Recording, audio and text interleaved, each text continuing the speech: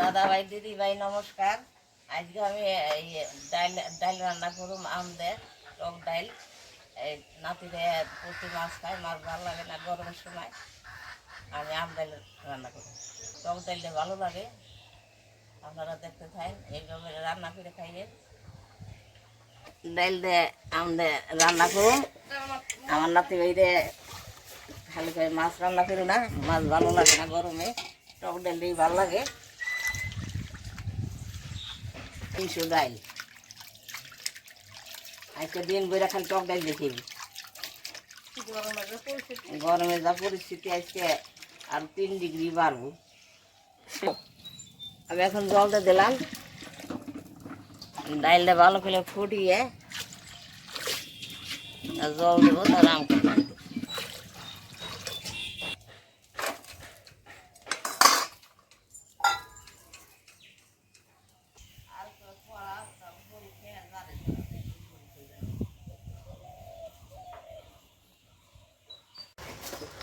আমি ডাইলে জল দিয়েছি, পর কটা লঙ্কা দিছি, আর এটা 5 মিনিট দিয়ে দেবো।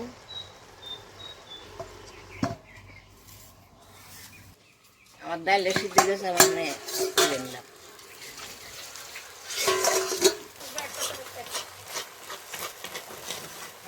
ডান গোড়া দিয়ে দিই, তারপরে জল লঙ্কাটা এই হিসেবে ডাইলের মধ্যে দিলাম। এমনি বেশি জাল খায় না তো,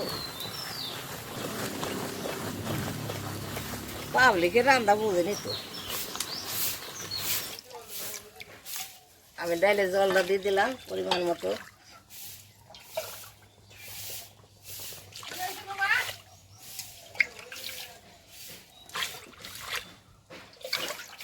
টক ডাল তো একটু পাতলা পাতলা করে রান্না করলে ভালো লাগে। আজকে যে গরমের ভাত, আমি তেজপাতা দিলাম সোমবারের দিনে। আর এই যে আম কটা দিলাম। সোমবারে দেবা না তেজপাতা? আমি সোমবার তেজপাতা দেব। এইভাবে ডাইলটা ঘিরান করে আমি লবণ টুক দিলাম। আমি এই যে সম্মান মতো হলুদ টুক দিলাম। ডাইলটা কালার এসে গেল। আর আগেকার লোকেরা তো যে নারকেলের সেই কি বলে বাবা, আইসে আইসে দিয়ে উরুন বানায়। এইভাবে ওরম না বানাইলে এতগুলো ডাইল কতটি লোক। আর আগেকার লোক এই উরুন দিয়ে ডাল রান্না করতো, জানিস? এখন কত মানুষ যে চামচ দিয়ে রান্না করে, গোলাটা দিয়ে। এই টক ডাইলের মধ্যে সামান্য কিঞ্চিত চিনি দিলে ডাইলটা স্বাদ আসে। কারণ আর এইভাবে বেশি দিবেন না, হালকাভাবে একটু ছিল।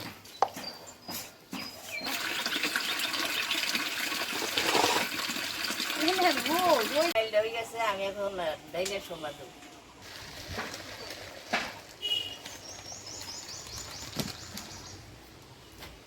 আমি সম্ভব মতো তেল দিয়ে দিলাম, টক ডালে বেশি তেল লাগে না। আমি 2টা শুকনো লঙ্কা দিলাম, 2 সর্ষে দিলাম।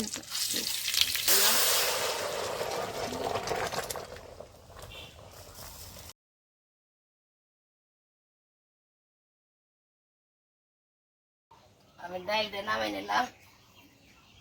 আপনারা এইভাবে রান্না করে খাইয়েন, গরমের দিনে টক ডাইলটা ভালো লাগে।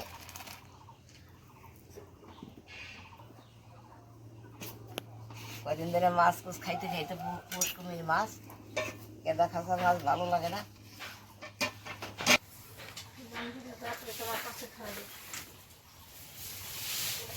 কি দিদি ভাই, আপনারা তো দেখতেছেন ডাইলটা রান্না করছি, ওইভাবে রান্না করে খাইয়েন।